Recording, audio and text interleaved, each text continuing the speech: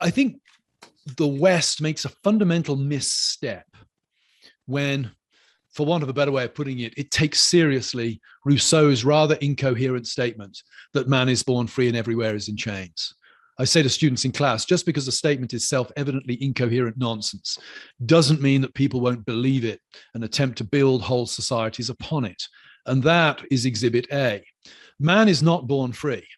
Of all creatures on the face of the earth, man is born remarkably dependent upon others. My wife and I have the great pleasure and delight of looking forward to the arrival of our first grandchild next March. And I'm pretty confident that when she is born, she will be utterly dependent upon her mother and father for her survival. If my son and my daughter-in-law go and leave her in the woods somewhere for a few days after birth and go back to fetch her, she will be dead. Man is not defined by freedom, as much as we might like to think that. Man is not defined by autonomy.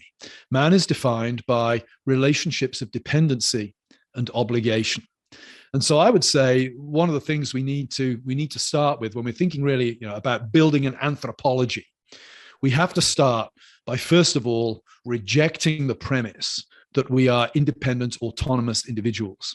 We have to see ourselves first and foremost as those who have dependencies upon and responsibilities towards others. Now, as a Christian, I would ground that in biblical teaching.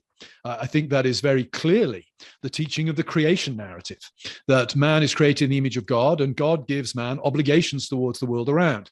And interestingly enough, Adam is incomplete until Eve appears on the scene. It's when I teach the Western Civ course at Grove City College, we start with creation, and I quote some bits from Milton's Paradise Lost, and I make the point that I think one of the things Milton's getting at in his beautiful poetic account of the first time that Adam sees Eve is this, that Adam isn't really Adam until he sees Eve.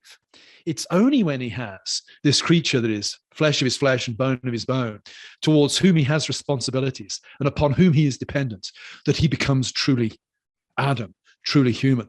So I would say a Christian anthropology needs to start by denying the basic premise of Western anthropology, that we are independent, free human beings, and build an anthropology based upon dependency and obligation. And that's not a particularly political point, because that smacks against radical American right-wing individualism as much as it does against the sort of the left-wing libertarianism that's becoming so sort of troublesome at the moment.